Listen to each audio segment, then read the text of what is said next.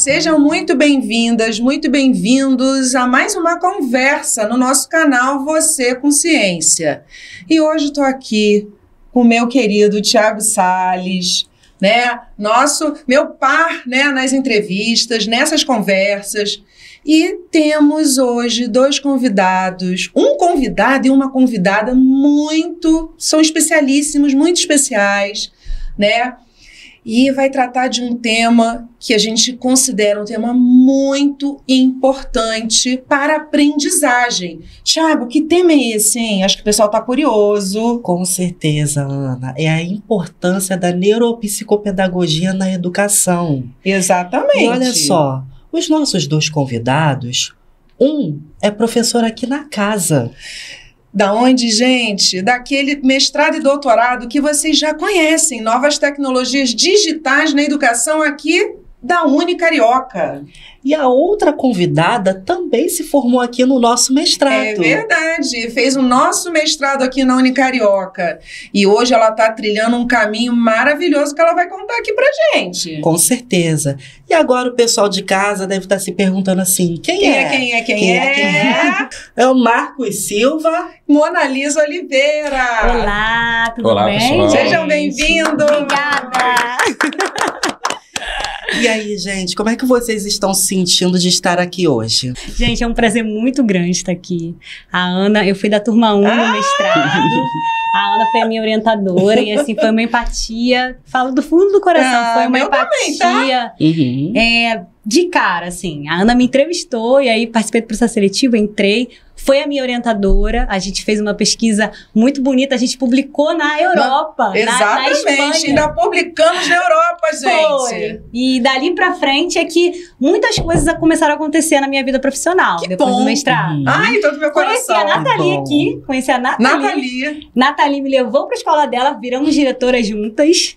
E nesse período é que eu comecei a me apaixonar pela neurociência, pela neuropsicopedagogia dentro desse chão da escola ali, trabalhando com ela. Então, foi tudo ali, tendo como base o mestrado. Olha que bom, que lindeza. Que bom, que bom. E você, professor Marcos? Bom, como professor da casa e professor do nosso mestrado, né, é sempre muito bom, fico muito feliz. Estava muito ansioso de participar desse programa, já tinha conversado com a Ana, já tinha conversado com outras pessoas, né? Então, para mim, é uma grata satisfação estar aqui hoje, poder discutir um tema tão importante, né, principalmente o pessoal de educação e saúde. Mas antes, o pessoal de casa deve estar se perguntando assim, quem é o professor Marcos Silva? Isso é uma boa pergunta. Quem é? Então, eu costumo brincar com o pessoal dizendo que eu sou um professor especialista em aprendizagem humana, tá? Porque tudo que eu fiz na minha vida nos últimos 25 anos, pedagogia, psicologia, design, pós-graduação, né, em psicopedagogia clínica, design institucional, neuropsicopedagogia. O meu mestrado foi um mestrado em educação em ciências e saúde, onde eu discuti dificuldade de aprendizagem com alunos no ensino superior. E agora, no doutorado em políticas públicas e formação humana, eu estou discutindo o desenvolvimento de competências de estudo com o uso de ferramentas digitais. Então, assim, brincadeiras à parte, 25 anos, mais ou menos, dedicado a temas que se relacionam com aprendizagem e desenvolvimento humanos. Poxa, E foi meu professor aqui também, né? Foi meu professor. Foi seu professor. E você, Monalisa? Quem é a Monalisa? Ai, Monalisa tem muitas versões, mas essa versão que estamos aqui hoje, na verdade, a gente tem muitas em uma só, né? Várias Monalisas. Isso! E sou professora desde 2013, chão de escola, sempre gostei dessa energia, desse movimento, que é uma loucura, mas quando você vê sentido e propósito no seu trabalho, você se realiza muito, né? E fiz o mestrado na casa, depois do mestrado na casa fui para a direção de escola, ali você ganha uma bagagem, um repertório muito bom de conhecimento em todos os sentidos, relações humanas, aprendizagem, vi a demanda da neurociência ali dentro para me apoiar, né, nesse atendimento, né, às famílias, famílias, a comunidade escolar. E ali eu comecei a estudar e galgar meu caminho ali dentro da neuropsicopedagogia. Fiz após neuropsicopedagogia, depois fiz em autismo, porque eu vi que complementava. E estou terminando agora uma pós na FRJ em neurociências e aprendizagem, que está trazendo mais um pilar importante dentro desse trabalho. Mona Lisa sendo pesquisadora para sempre, né? É isso, somos, né? Somos. Sim. E, gente, eu queria saber de vocês, depois dessa linda apresentação de vocês, o que é neuropsicopedagogia para vocês? Antes de mais nada, é muito interessante que vocês tenham trazido esse tema para a gente, né? Porque esse ano de 2025 é o ano em que a gente comemora os 10 anos do primeiro livro sobre neuropsicopedagogia publicado no Brasil, tá? Que é o livro da professora Rita Russo, né? Bom, de uma forma bem resumida, né? O campo da neuropsicopedagogia é um campo de pesquisa novo, transdisciplinar, né? Que tem como pilares fazer com que a gente possa trabalhar com as áreas da psicologia cognitiva, da neurociência e da pedagogia. Então, é uma área de pesquisa que essas três áreas convergem e eu costumava brincar, porque eu acompanho a neuropsicopedagogia desde o início, né? Ela começou com um grupinho pequeno de pesquisa lá em 2008, com um grupo de Joinville. A partir de 2010, mais ou menos, a gente começou a ter os primeiros cursos de neuropsicopedagogia no Brasil, e em 2014 a gente tem a criação da Associação Brasileira de Neuropsicopedagogia. Então, é uma área que a gente pode observar que é uma área muito recente ainda, mas que é uma área que cresceu muito, né, nesse período por causa da necessidade de profissionais de educação e saúde, principalmente psicopedagogos, se aprofundarem na área de neurociência. Então, na verdade, a gente brincava muito na associação, nos cursos, né, que eu dizia muito para os alunos que a neuropsicopedagogia era a especialização da especialização.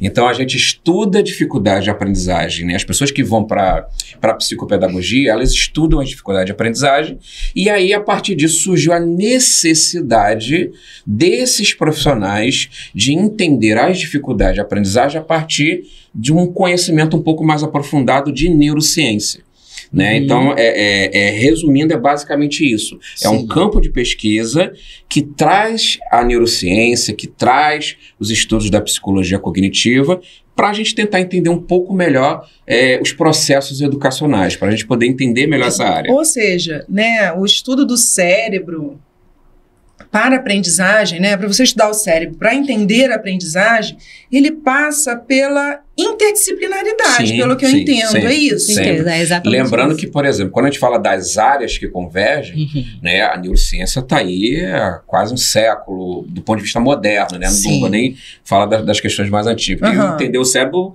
o ser humano quer entender há milênios, brincadeiras à parte. A ciência cognitiva também, a gente está aí desde décadas atrás, a psicopedagogia está no Brasil desde a década de 70, mas nos últimos anos a gente começou a convergência dessas áreas para poder entender melhor como é que o cérebro, ao funcionar, como o professor entende como o cérebro funciona, ele pode, de alguma forma, melhorar as suas práticas pedagógicas, né? A gente pode ter alguns exemplos daqui a pouco. E a gente ainda tem duas ramificações, né? A gente tem a neuropsicopedagogia, que vai para um lado mais clínico e para um lado mais institucional.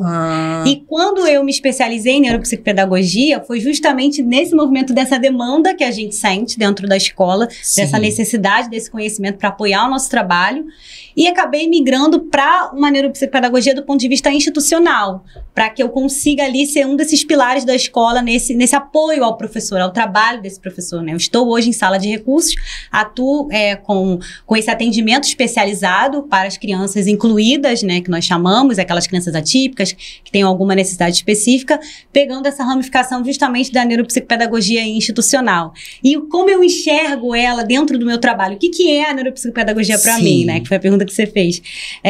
Para mim, eu costumo dizer que é a tradução da mente para a sala de aula. Porque enquanto a pedagogia, para a gente que está ali no chão da sala, ela vai te ajudar no que e no como ensinar, a neurociência ela vem com com esse conhecimento de como o cérebro aprende. Então, quando você junta, você tem um match perfeito. Você tem ali um elo entre a ciência e a prática educativa. Então, é dessa forma que ela entrou dentro da minha vida como professora. E qual é a importância dela para a educação? Por exemplo, ali na sala de aula. Eu acho que, complementando a fala da Mona Lisa nesse momento, né? Eu sou um professor que eu atuo já há mais de 20 anos com formação de professores, né? Eu comecei a trabalhar na pedagogia em 2003, né? E eu, por um acaso, ontem eu estava exatamente falando isso com os meus alunos, né?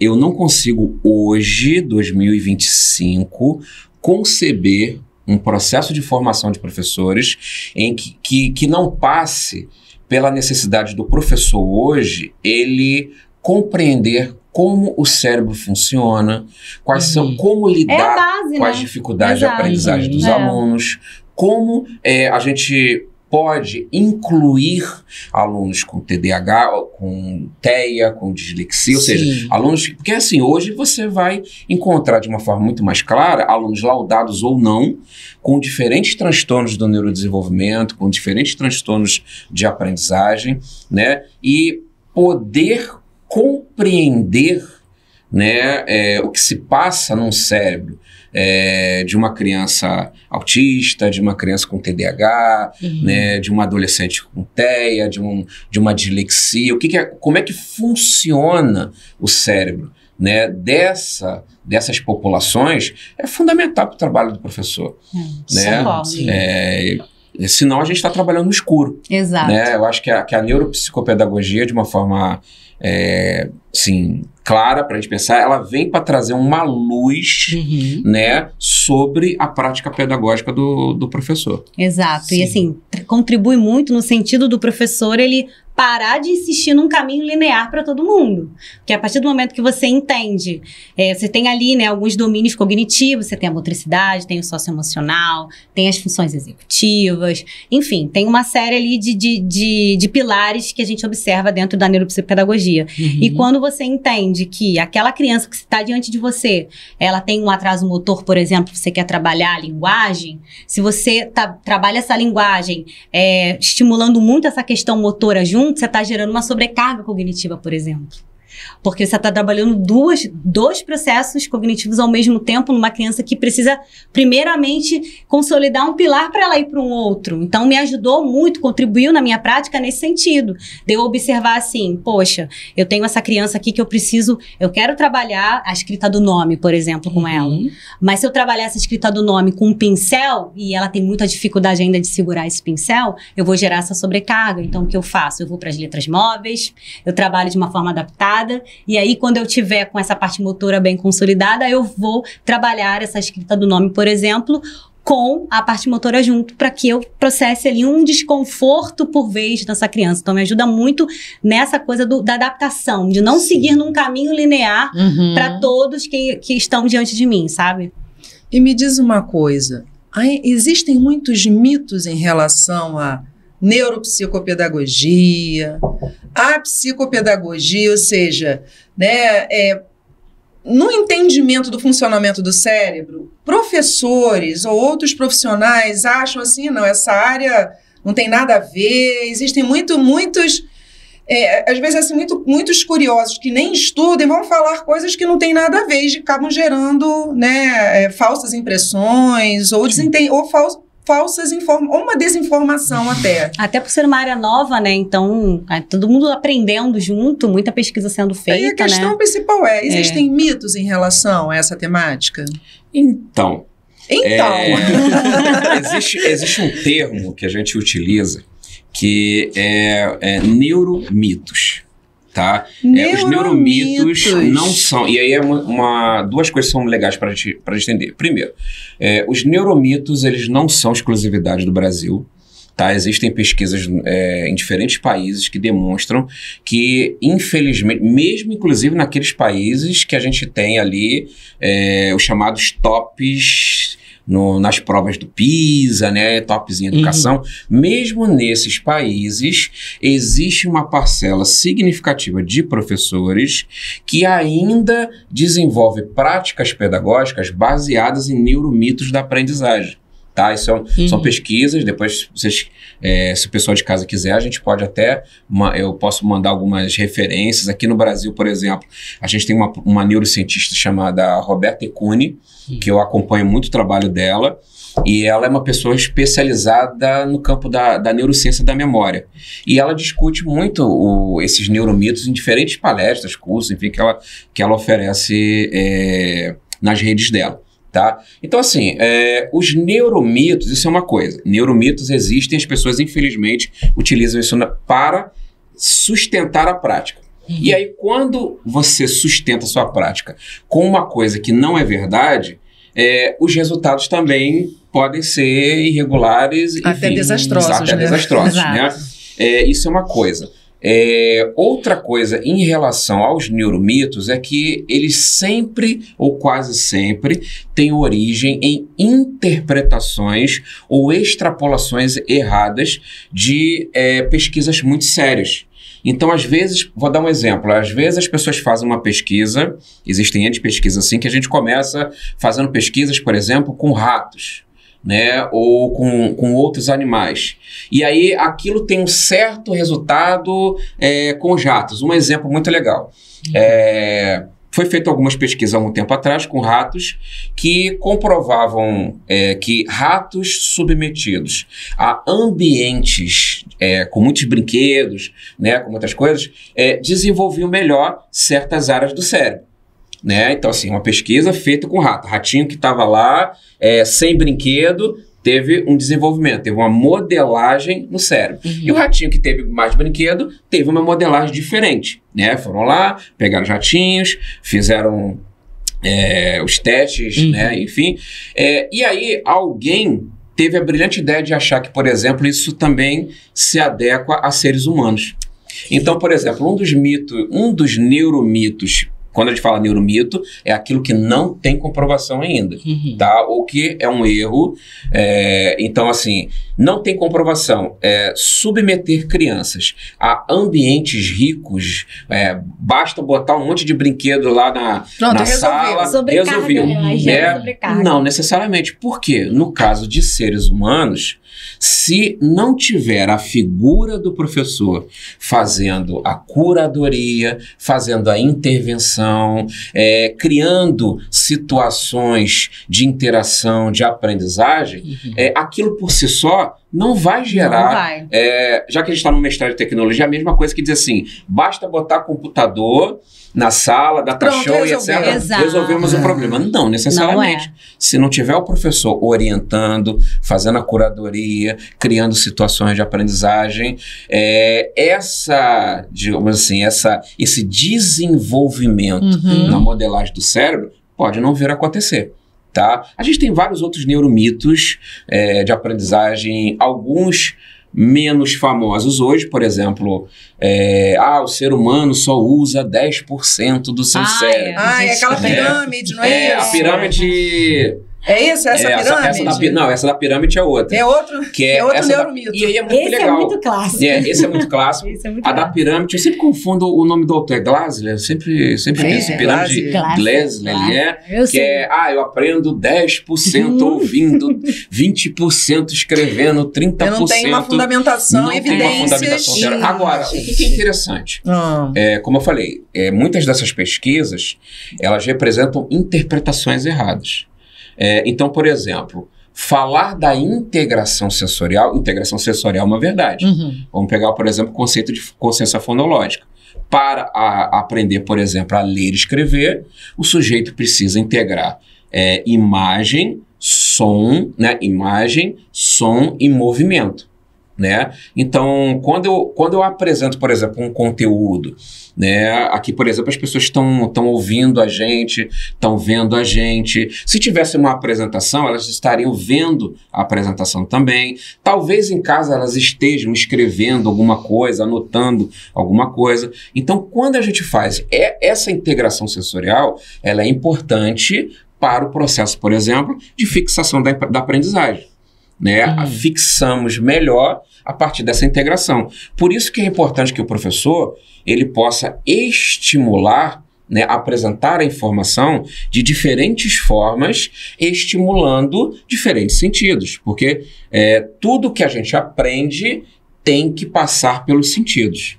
E o cérebro, ele tem lá a central dele, né? Onde ele recebe as informações, onde ele cataloga as informações, onde ele integra essas informações para que a gente possa ter uma aprendizagem mais significativa, né? Sim. Então, quando a gente falou da questão da importância, né? Todo mundo conhece hoje, pensando de uma forma moderna, todo mundo conhece o conceito de aprendizagem significativa. Mas para realmente fazer uma aprendizagem significativa, você precisa entender como é que as coisas funcionam aqui dentro. Exatamente. Né? E eu acho que o grande cuidado nisso aí, né, no ambiente rico, estímulos e tudo mais, é justamente para a criança, principalmente que tem algum déficit nas funções executivas, ela gerenciar múltiplas aprendizagens, isso pode ser um fator muito estressante ali, e ela não vai conseguir dar conta nem de uma coisa que está ali, nem de outra. Então, em alguns momentos, a neurociência nos ajuda a entender justamente isso, para que a gente não gere essa sobrecarga e a gente consiga, de fato, manter ali, sustentar uma atenção sustentada, uma atenção compartilhada, uma concentração, né? Então, esse ambiente, ele pode ajudar muito, mas ele também pode ser justamente o que vai atrapalhar naquela intencionalidade que a gente tem. Então, é muito importante ter esse cuidado. E quando a gente fala de neuromitos, né, que a gente está conversando aqui, tem uns neuromitos, assim, que eles são inofensivos, mas tem uns que eu considero muito sérios. Como, por exemplo, a gente viu notícia aí recentemente saindo que o paracetamol causa autismo. Tem muitos mitos relacionados às causas do autismo. E isso é muito sério. Eu acho que falar sobre isso é importante, porque as famílias às vezes ficam perdidas, né? A gente atende muito na escola pessoas, poxa, mas por que aconteceu isso causa, isso não causa? E a gente tem uma necessidade, às vezes, de simplificar demais aquilo que é complexo. Não tem como eu dizer que a causa de um transtorno de tamanha complexidade seja um comprimido. O autismo, ele é multifatorial, a gente sabe que é uma base genética, mas tem vários fatores ali ambientais associados, ainda existe pesquisa, não existe ainda um total consenso sobre isso, mas dizer que por conta de um remédio, de um comprimido, a gente sabe que isso é muito... E isso pode trazer vários prejuízos, né? Então, acho muito importante a gente esclarecer isso também, né? Que esses mitos, às vezes, eles podem atrapalhar bastante. E um segundo mito que eu vejo mais, assim, esse tá mais instaurado ali na cultura escolar, né? Principalmente dos professores que já têm bastante tempo de estrada, que é esse mito da homogeneidade, de estar ali que na mesma série, com a mesma idade, todo mundo aprende a mesma coisa. E eu não sei se isso pode ser considerado um mito. Não sei, eu acho que isso está ali muito na cultura, quando a gente percebe que cada vez mais a neurociência, a neuropsicopedagogia, ela nos leva para uma personalização desse ensino por conta desse funcionamento cerebral. Então, acho que isso é bem legal, né? Acho que complementando o que a Mona Lisa tá colocando, é importante porque não tem como. A gente que lida com gente, né, ainda mais sendo professores, pesquisadores, mas eu gosto de colocar isso para todos aqueles que se candidatam à função de professor, né, eu brinco muito isso com os meus alunos. A gente precisa entender que a ciência avança, né? Se a gente fosse falar desse tema há 20 anos atrás, ele seria completamente diferente do que a gente está falando aqui agora. Talvez, inclusive, nós estivéssemos disseminando alguns neuromitos. Exato. Mas conforme a ciência ela vai avançando e a gente vai se apropriando dessa evolução, dessas novas descobertas, a gente vai percebendo a importância de estar dominando cada vez mais para que a nossa prática ela possa ser cada vez mais personalizada. Talvez essa noção do senso comum de que as pessoas, que a Mona Lisa acabou de colocar, ela acontece porque a gente pensa assim, são crianças, são adolescentes, são adultos que têm a mesma faixa etária. Então, espera-se, a psicologia do desenvolvimento vai falar disso, né? A ciência do desenvolvimento vai falar isso. A gente tenta o tempo inteiro encaixar as pessoas em etapas, né? Então, vou dar um exemplo. A criança vai começar a oralizar de uma forma mais eficiente, a criança está preparada para aprender a ler e escrever, porque o potencial de desenvolvimento dela é entre X anos e X anos. né? Mas a gente tem que entender que, por exemplo, eu tenho ali uma normalidade, brincadeiras à parte, porque é um estudo de população. Então, assim, a maioria das pessoas pode, com 2 anos, apresentar tais e tais características.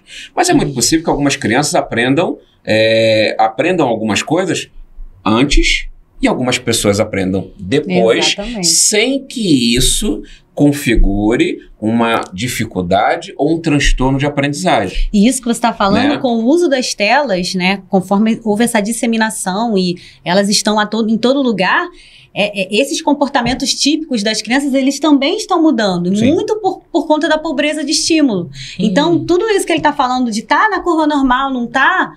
Isso ficou muito mais heterogêneo conforme a gente percebeu essa chegada das telas, né, dentro das casas. Então é importante a gente ter esse olhar individual justamente por isso. Mas espera aí, em que contexto? Sim. Existe uma pobreza de estímulo? Que tipo de estímulo essa criança está tendo? Porque às vezes é só um ajuste de estímulo.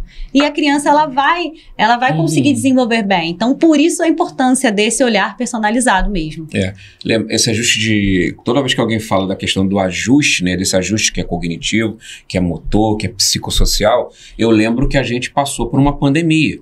Exato. Então, a gente ainda está nesse momento, ao trabalhar com crianças, adolescentes, mesmo com adultos, né, estamos trabalhando com pessoas que passaram por um período de falta de estimulação muito grande. Exato. Né? Então, quando, assim, a gente começou a receber essas crianças ali por volta de 2021. Né? Mas de lá para cá, a gente ainda está lidando com as consequências. Vamos fazer as contas aí. Ó. As crianças da pandemia que nasceram nesse período, elas estão sendo alfabetizadas agora. Sim. É verdade. Sim. Entendeu? E aí a gente está vivenciando muitas crianças que têm dificuldades motoras, dificuldade no equilíbrio, na lateralidade, né? Na estruturação espacial, estruturação temporal, assim, só pegando algumas áreas da psicomotricidade. Vai começar a brincadeira. Só para começar a brincadeira. Então, assim, tenso, é desesperador quando a gente observa que muitas dessas crianças não tiveram a devida estimulação. Exato. E aí, o que fazer, né? Esses espaços como esse, por exemplo, em que a gente consegue discutir isso, que a gente consegue levar disseminar essas informações para professores, para pais, mães, gestores, né? São espaços interessantes, né? Exatamente. São espaços que a gente diz assim, olha, a gente tem que criar mais espaços assim. Sim. E agora, com base nas experiências que vocês tiveram, vai aqui a minha pergunta. Quando vocês começaram a dar aula, vocês já perceberam assim de início ou demorou algum tempo para vocês perceberem assim que existem diferentes formas de aprender, que cada aluno aprende de um jeito? A gente já percebe isso desde a época da faculdade, quando você estuda ali os pilares, né, tanto da pedagogia, né, das estratégias de aprendizagem. No mestrado a gente fala muito sobre isso também.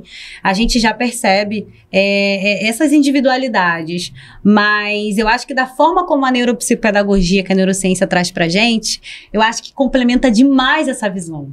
Porque vamos supor, né, suponhamos, né, onde eu trabalho, né, que nós temos lá todos os tipos de crianças. Eu tenho 32 crianças que possuem algum laudo de alguma especificidade. Então, você vai ter tudo que você imagina. Você tem a trissomia 21, a paralisia cerebral, o autismo, o TDAH, a deficiência física, e aquilo é só um papel.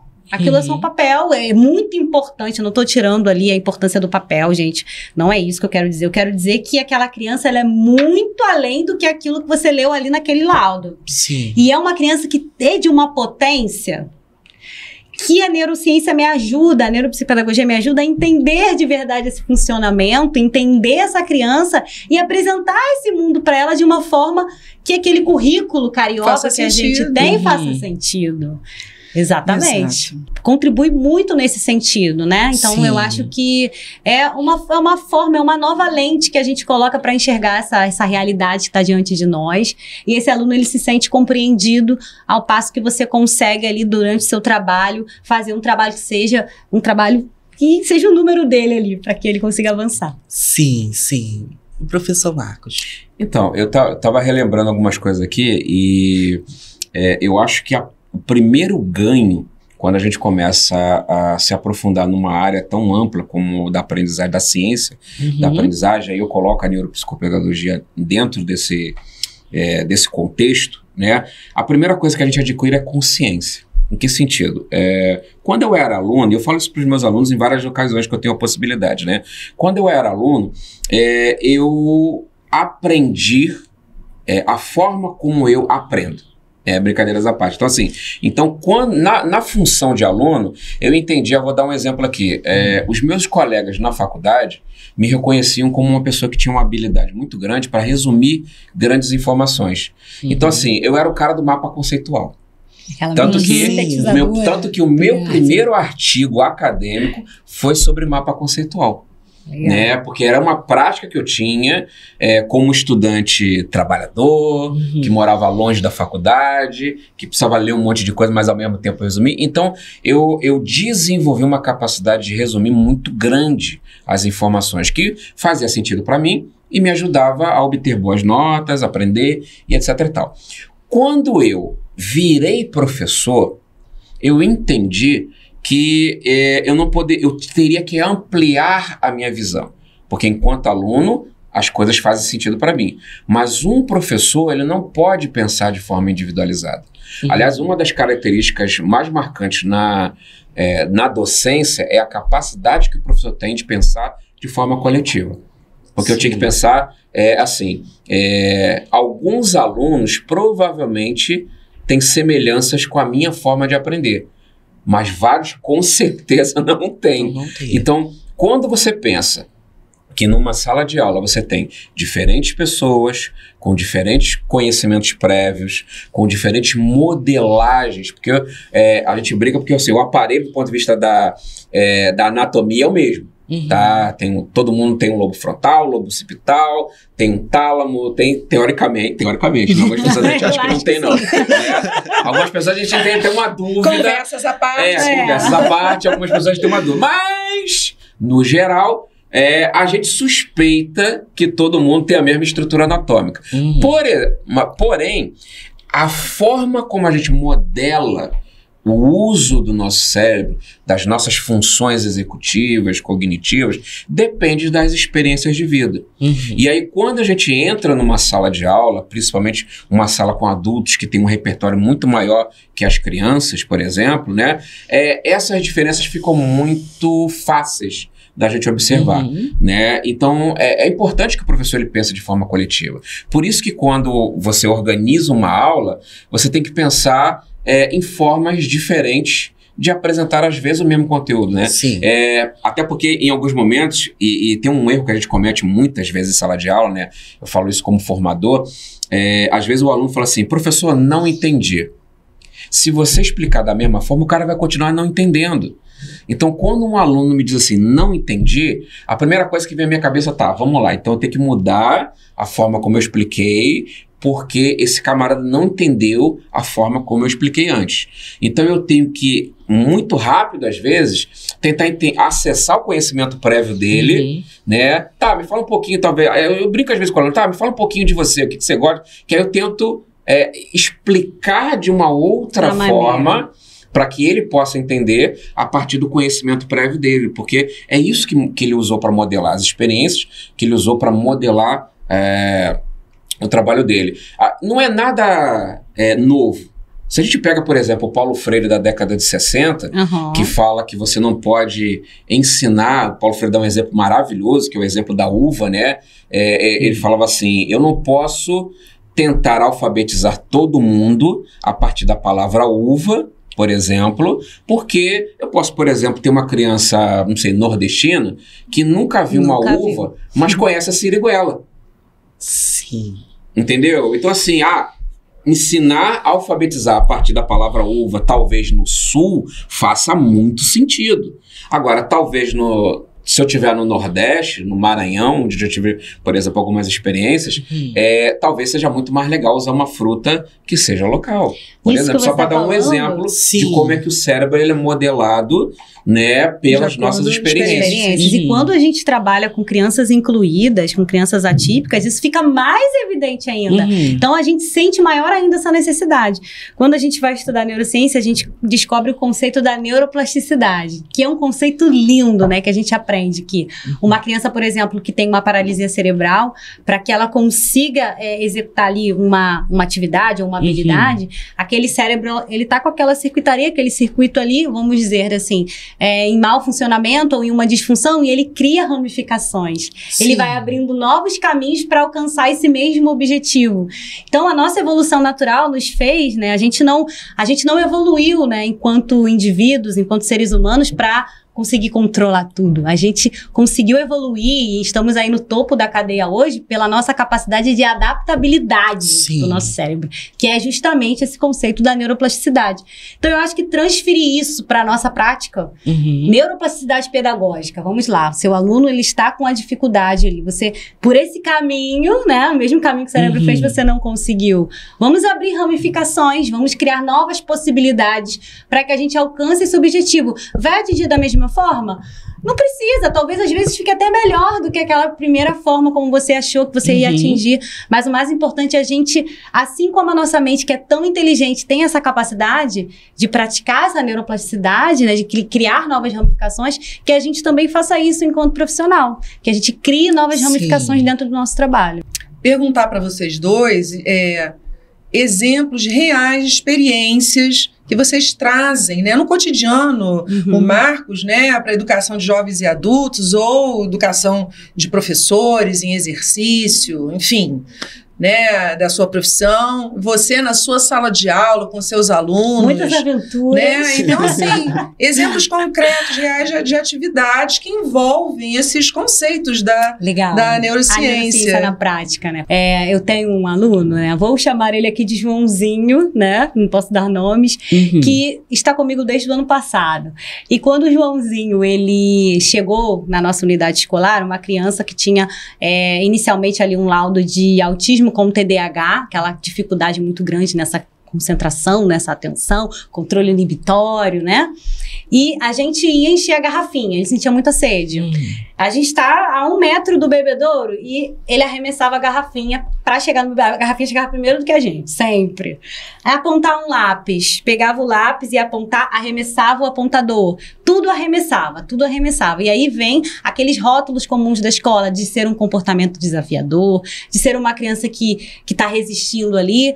E quando você tem o olhar da neurociência, né? Quando, ao observar o comportamento dessa criança, eu percebi que não era uma questão de comportamento desafiador somente. Era uma criança que tinha uma dificuldade grande nesse movimento fino, na praxia fina, essa habilidade de abrir uma garrafa, de abrir a bica, né, do bebedouro, de encher, exigia um esforço muito grande de autocontrole, de autorregulação e de movimento fino que ele não tinha. Então, qual era o comportamento dele? Fuga. O comportamento dele era fuga. Então, jogar e jogar o apontador era para evitar, né? Era um comportamento de fuga para evitar aquele movimento. Então, descobri que que tinha essa origem, né? Esse comportamento. Então, como é que a gente trabalha com essa criança, né? Vi que era uma dificuldade de praxia fina e de autorregulação. Vamos amassar papel, vamos trabalhar com argila, vamos mexer nesse tônus, trabalhar com massinha, vamos começar com uma tesoura adaptada, depois a gente migra para a tesoura que todo mundo usa, aquela tesourinha sem ponta da escola. E eu trouxe a foto dele aqui, ó, apontando. Quando ele aprendeu a apontar o lápis, ele apontou o pote inteiro. Ele apontou o pote inteiro do lápis quando ele aprendeu. Porque não era aquele que ele não queria, ele não conseguia. E aí ele aprendeu e ficou muito feliz com essa experiência. E você teve que fazer essa adaptação. Foi toda uma adaptação. Descobri a origem, que era uma questão motora, né? A origem era uma questão de praxia fina, e aí fiz as adaptações necessárias e ele aprendeu, subindo ali degrauzinho por degrauzinho. Nossa, que bacana! Complementando a questão que a Mona Lisa colocou, né? Para quem está vendo a gente nesse momento, é importante deixar isso muito claro, né? Então, há coisas que a gente faz, né, no nosso dia a dia, que parecem coisas muito simples, como, por exemplo, ler uma palavra como você, pegar uma caneca, né, apontar o lápis, são coisas que envolvem diferentes áreas do cérebro. Então, para a criança aprender uma letra, lá você tem várias áreas do cérebro: ver, ouvir, movimentar o comportamento. Tem várias praxias que são desenvolvidas, né? Eu preciso desenvolver a praxia global, fina, visomotora, né? Então, assim, o que para algumas crianças é muito simples, para outras não é tão simples. Necessita de todo um trabalho, né, para você conseguir conectar ou reconectar, né, áreas diferentes para que a criança consiga lidar com esse tipo de situação. E aí, estou chamando a atenção disso porque é uma coisa que eu falo muito com os meus alunos. Mais importante do que ver o comportamento que está se apresentando, que é o comportamento, às vezes, de raiva, de arremessar, de fuga, né? etc e tal, é tentar entender o que está por trás desse comportamento. E aí é mais um exemplo de como os estudos da neurociência, esse aprofundamento que a gente faz, podem favorecer um olhar diferente do professor, né? Porque aí o professor não vai ver mais aquilo apenas como ele está fazendo birra, tá com raiva, tá fugindo, ele não quer nada com nada. Não, acaba sendo rotulado, não quer nada com nada, frase um clássica. Sentido por trás daquele comportamento que a gente precisa entender. O comportamento ele é a pontinha de um iceberg, né? Aí embaixo a gente tem diferentes coisas acontecendo. Isso é muito Esse olhar legal pra gente. Isso é muito legal. importante. E assim, pensando na questão dos exemplos, essa semana, por exemplo, eu recebi, né, uma mãe, quanto ao caso rapidinho de um aluno, não vou citar o nome dele, mas era um aluno de ciência da computação, e ele entrou com muita dificuldade. Era um aluno que tinha dificuldades de relacionamento, que ele não conseguia se relacionar com as pessoas, tinha algumas questões também cognitivas e tal. E assim, ele entrou, agora vamos avaliar, vamos ver. Aí a gente começou todo o trabalho com a coordenação, com os professores, né? Era um aluno que vinha com a mãe. Toda semana ele vinha, eu conversava com ele. Aí eu conversei com ele na primeira, na segunda, na terceira, na quarta. Acho que na quinta vez eu falei assim: então, mãe, você sabe que essa é a última sessão que você vai vir, né? Aí a mãe abre o olho assim, né? Eu falei: não, é porque a partir de agora, fulano vai vir sozinho à faculdade. Ele tem que começar a organizar, a gente começa a organizar a autonomia dele aos poucos, né? Então, porque ele já dá conta. Eu acho que ele já dá conta, certo, fulano? É isso mesmo, mãe. Eu já dou conta. Né? Ele ficava muito engraçado, né? Isso mesmo, já dá conta. Aí a mãe com aquela lagriminha, mas tipo assim, né? Como eu não vou vir mais acompanhar? Como eu não vou vir mais acompanhar, não, ele vai vir sozinho. Aí eu lembro que a gente começou esse trabalho de autonomia dele, umas 4, 5 semanas depois, ela me liga, chorando, né? Ai, meu Deus, Marcos. Eu falei assim: caramba, aconteceu alguma coisa com o garoto. Aconteceu alguma coisa. Então, Marcos, o fulano acabou de sair daqui porque ele vai pela primeira vez sair com os amigos. Que ele vai no cinema. Olha, vai no cinema. Ele saiu do ninho. Aí eu até brinquei: pô, mãe, me dá esse susto não. Eu pensei que tinha acontecido alguma coisa de ruim. Tipo assim, meu Deus, e agora? E agora? E aí, o que é legal? Claro que existem diferentes níveis de apoio. Esse, eu costumo dizer que foi um dos alunos que a gente conseguiu trabalhar com menos tempo, né? Levou mais ou menos um semestre e meio para começar a desenvolver todo um trabalho de autonomia mais legal, etc e tal. Esse aluno se formou em ciência da computação, né? Hoje ele está trabalhando, né? A mãe dele me ligou, tem mais ou menos umas... Que a gente sempre... É muito legal isso também, que as mães ficam ligando e tal, né? Os parentes, etc, irmãos, irmãs, enfim. E ela me ligou para me atualizar, dizendo que ele já está trabalhando, né? Então isso é muito legal para a gente pensar, né? Um aluno que começou dentro de um nível de autonomia que não era adequado, pensando no ensino superior, foi sendo trabalhado a ponto de conseguir desenvolver não só essa habilidade, mas outras, e hoje já tem a sua autonomia. Sim. Né?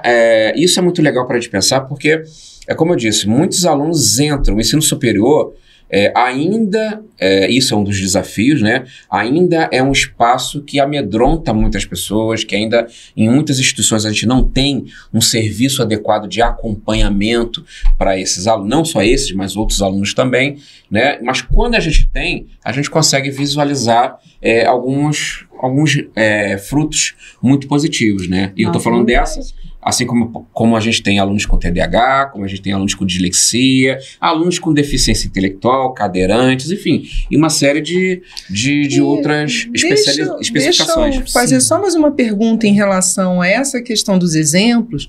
A gente fica curioso, eu acho que o pessoal está curioso também, sobre as tecnologias digitais. A gente, né, a Mona Lisa veio dessa formação, né, do nosso curso em Tecnologias Digitais Aplicadas à Educação. O Marcos é professor desse curso. E as tecnologias digitais, elas podem apoiar, porque a gente tem essa questão de dizer, excesso de tela não é bom. E aí? A tecnologia, ela auxilia muito nesse trabalho de base em vários pilares. O que eu tenho mais utilizado nesse momento da tecnologia são nos recursos de comunicação alternativa, né? Que a gente chama de comunicação visual mesmo, né? Então, a gente tem ali crianças que apresentam uma grande rigidez cognitiva, por exemplo, aquela intolerância a uma imprevisibilidade. E quando você trabalha, ou então um impedimento mesmo de comunicação, e você trabalha com eles apresentando os cardzinhos, e a tecnologia nos ajuda tanto na produção desses cards, quanto também nos tablets, que a gente tem aí alguns aplicativos, né?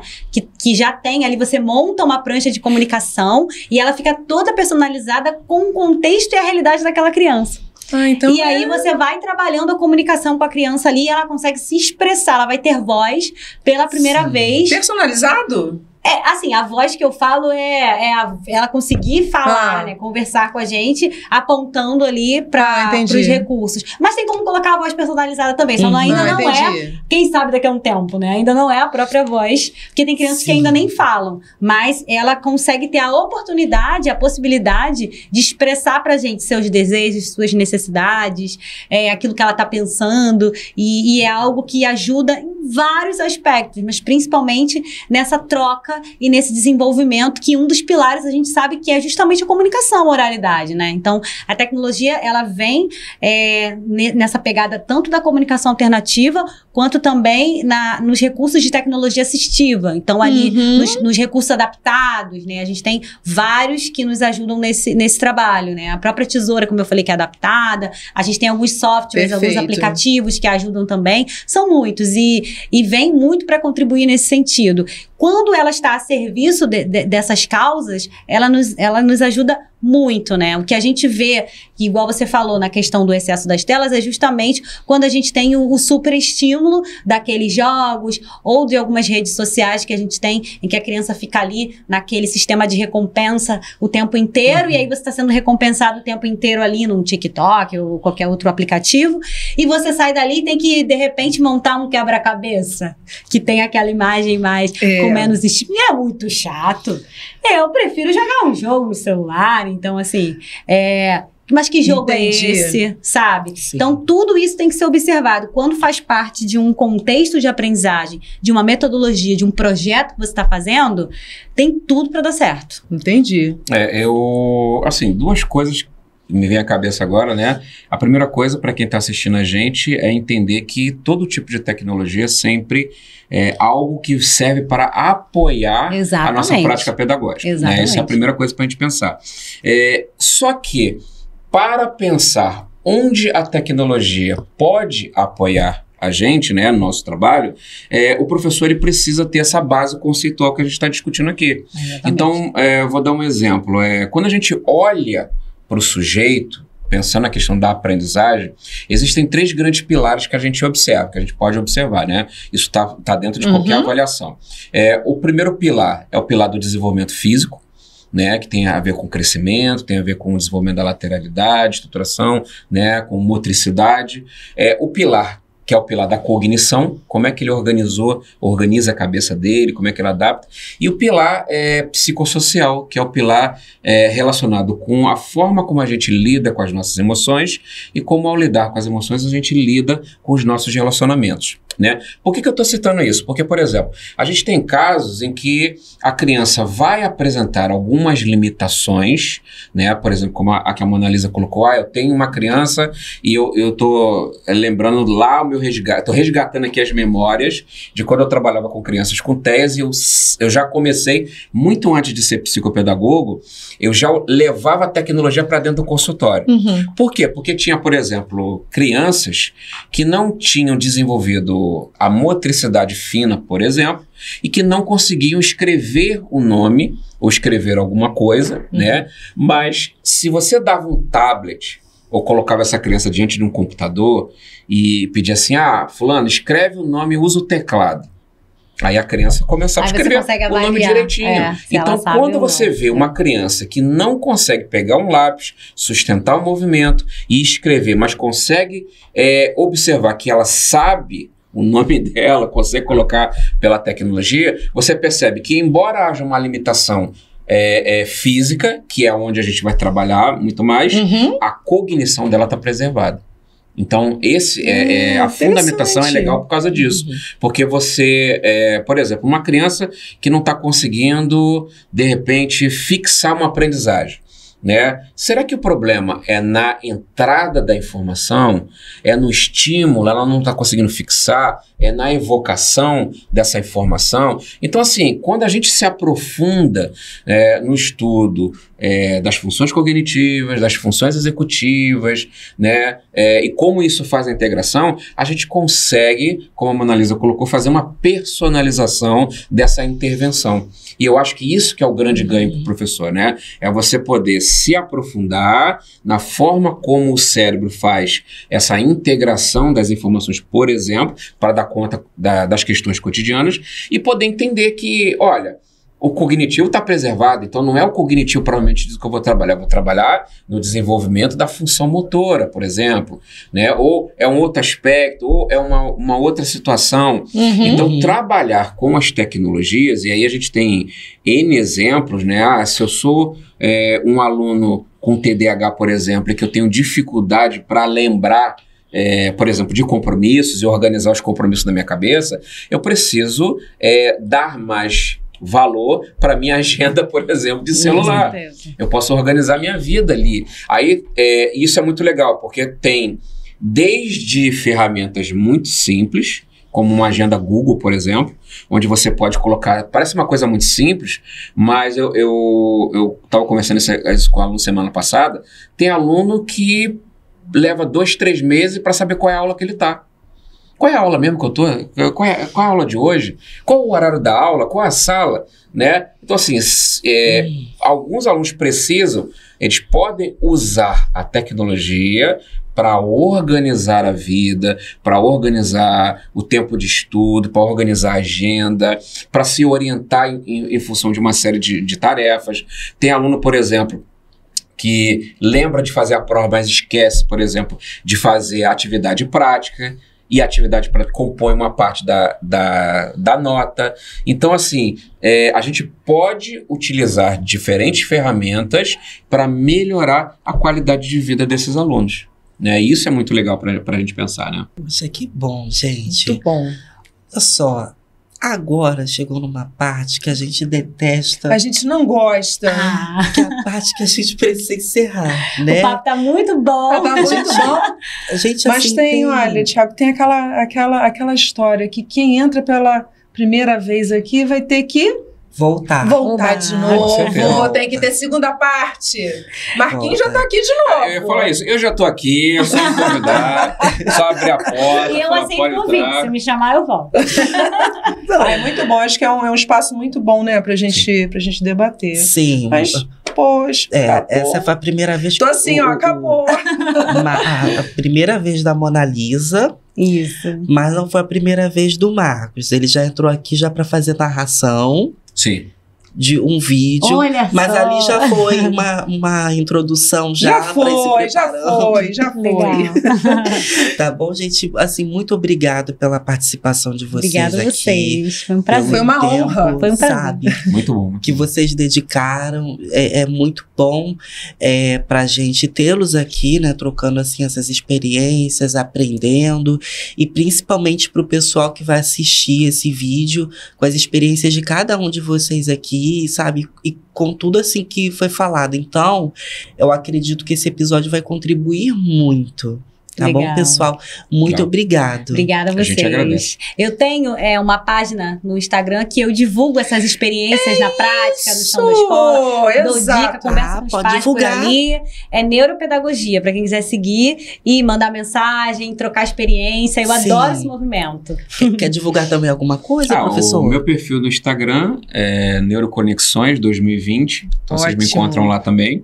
Tá, que é um perfil onde eu falo um pouquinho. Na verdade, eu tenho postado questões de neurociência, psicomotricidade, psicologia cognitiva. Então, estou sempre botando alguma coisinha lá. Os eventos que a gente faz parte, né? Que a gente vai para os lugares para disseminar informações. Então, basicamente isso. Então, a gente vai disponibilizar o canal de cada um. Sigam Né? Tá aí, parceria. Sim, com certeza. Muito obrigado, então, a todos vocês que nos assistiram aqui até agora. E não se esqueçam de se inscrever no nosso canal aqui no YouTube. Dá esse like aí aqui também.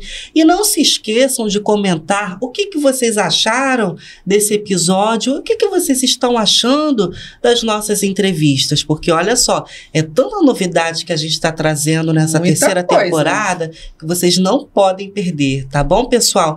E também estamos conectados nas outras redes sociais que está passando aqui embaixo com o mesmo arroba você consciência. Estamos no Facebook, no TikTok, no Spotify, no Instagram, sempre trazendo algum conteúdo novo, sabe? Tanta coisa boa e tanta coisa gratuita para levar esse conhecimento até você, tá bom, pessoal? Obrigado à nossa querida produção. E ó, obrigada, Tiago! Pela parceria de todos esses episódios. E muito obrigado a todos vocês que nos assistiram novamente. E até a próxima. Valeu, pessoal. Tchau, Até a tchau, próxima. tchau. Tchau, tchau.